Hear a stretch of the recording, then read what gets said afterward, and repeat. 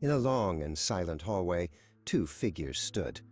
They were drawn from the same ink, two simple lines in a world of sharp edges. Before them were two doors. One pulsed with a muffled chaos, a crowd of shadows pushing and shoving behind it. The other was still, silent, and utterly ignored. The first figure, Stygian, was drawn to the chaos. "In there," he declared, his voice a thin line in the silence, "is life, the struggle, the noise. That is where we must be."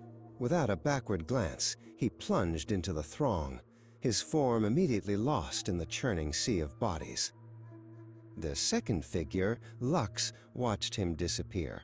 The noise from the crowded room was a physical force, pressing in on him. He hesitated, a long, drawn-out moment of silence, then turned to the other door. It opened with a soft click, revealing not a room but an open, endless space filled with a gentle, glowing light.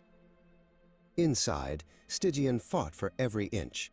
The air was thick, with the heat of 1,000 bodies, the noise a constant, deafening roar.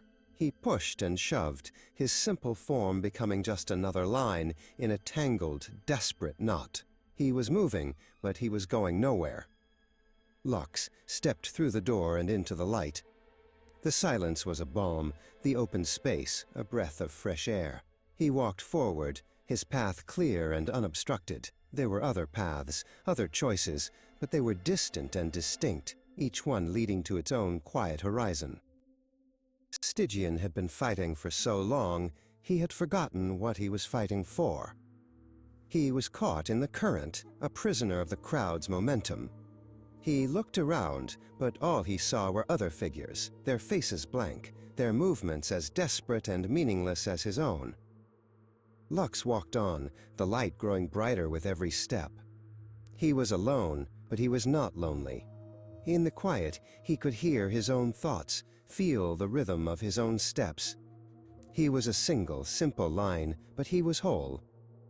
Stygian was still fighting, still pushing, still lost in the crowd.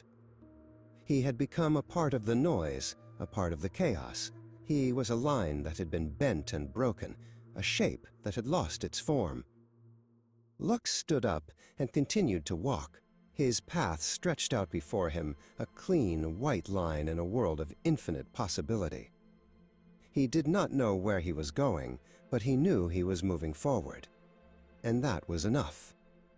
One was a prisoner of the crowd, the other a master of his own path.